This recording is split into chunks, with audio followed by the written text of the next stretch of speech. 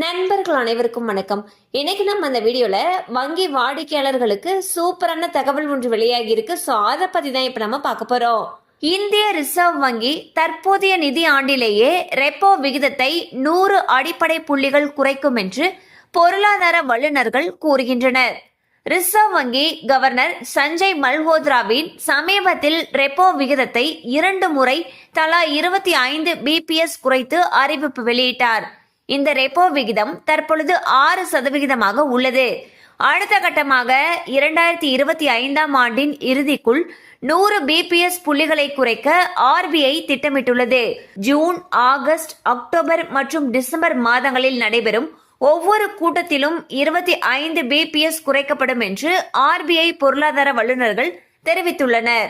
So பாத்தீங்கன்னா இந்திய reserve வங்கி ரெப்போ விகிதத்தை குறைக்கிறாங்க.